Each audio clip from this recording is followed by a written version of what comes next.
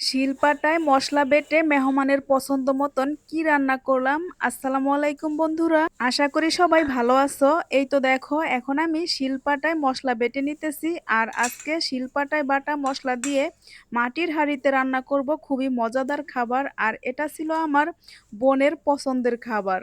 এই তো কিছুদিন আগে কিছু মাটির জিনিস কিনে এনেছি, আর বোন আজকে বায়না করলো আজকে মাটির হাঁড়িতে রান্না করতে হবে। আর সেই জন্য শিলপাটায় বেটে খুব সুন্দর করে যত্ন করে রান্না করব বোনের জন্য মাটির হাঁড়ি। যদিও মাটির হাঁড়িতে শখের বশে রান্না করি, কিন্তু এই খাবারটা কিন্তু খুবই স্বাস্থ্যসম্মত আর খেতেও দারুণ মজা। মাটির হাঁড়িতে রান্না করার জন্য এইদিকে মশলা বেটে নিতেছি, আর আমার বোন মুরগি কেটে নিয়েছে, আর সেই মুরগিটা এখন ধুয়ে নিব পরিষ্কার করে। এক বোন যখন আরেক বোনের বাসায় বেড়াতে আসে, তখন খাবারের চাইতে কিন্তু বোনের সাথে একসাথে গল্প করার মজাই আলাদা। এই তো এখন রান্না করতে করতে বোনের সাথে গল্প করতেছি, আর এই তো রান্নার সবকিছু গুছিয়ে নিতেছি বন্ধুরা। গ্রাম থেকে যখন বোন আসে তখন কিন্তু আমি অনেক আনন্দ হয়ে খুশি হয়ে কি থুয়ে কি করব দিশাই পাই না বন্ধুরা। তোমাদের কাছে বোন যখন বেড়াতে আসে তখন কিরকম লাগে অবশ্যই কমেন্টে বলবে।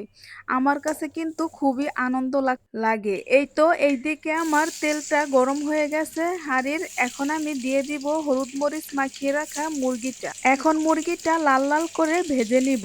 আর এই তো দেখো খুব সুন্দর ভাজা হয়ে গেছে বন্ধুরা, এখন একটি বাটিতে উঠিয়ে নিব। লাল লাল করে ভেজে আমি এই মুরগিটাকে আলু দিয়ে রান্না করব। আর এইভাবে কিন্তু গ্রামের মানুষ খেতে খুবই পছন্দ করে, আর আজকে বোনের পছন্দে এইভাবেই রান্না করে দিব। আর বোনের ছেলে ছোট মানুষ খেতেও খুব পছন্দ করে। আর এই তো দেখো এইদিকে মুরগি ভেজে সেই তেলেই আমি পেঁয়াজ, দারচিনি, এলাচ, তেজপাতা দিয়ে লাল লাল করে ভেজে নিয়েছি। এখন দিয়ে দিলাম বেটে রাখা সেই আদা রসুন বাটা, জিরার বাটা। এখন সব কিছু ভালোভাবে কষিয়ে নিব কিছুক্ষণের জন্য। মশলাটা কষানো হচ্ছে, আর এত সুন্দর ঘ্রাণ আসতেছে বন্ধুরা, মনে হচ্ছে এখনই মনে হয় তরকারিটা রান্না হয়ে গেছে। মাটির হাঁড়িতে রান্না করতে খুবই ভালো লাগে, কারণ মাটির হাঁড়ি একবার গরম হলে কিন্তু খুব সুন্দরভাবেই সবকিছু একদম সিদ্ধ হয়ে যায়, মশলাগুলো অনেক সুন্দর ভাজা ভাজা হয়ে যায়, লেগে যায় না। আর এই তো মাটির হাঁড়িতেই রান্না করার মজাই আলাদা, আর স্বাদে গন্ধে তো অতুলনীয়। এখন মশলাটা কষানো হয়ে গেছে, এখন দিয়ে দিব সামান্য পরিমাণে পানি, যাতে মশলাটা সুন্দর করে কষানো হয়। এরপরে এই মশলাটা কষানো হলেই আমরা দিয়ে দিব ভেজে রাখা মুরগিটা আর দুটো আলু। এখন এই তো ঢাকনা দিয়ে রেখে দিব কিছুক্ষণের জন্য। এখন আমাদের মুরগির মাংসটা এই তো ঢাকনাটা উঠিয়ে দেখি কতটা সুন্দর সিদ্ধ হয়ে গেছে আলুটা। আর মুরগিটা তো আগে থেকেই ভাজা ছিল, খুব সুন্দর কষানো হইতেছে বন্ধুরা। আর দেখো কত সুন্দর লোভনীয় লাগতেছে, কালারটা অসাধারণ।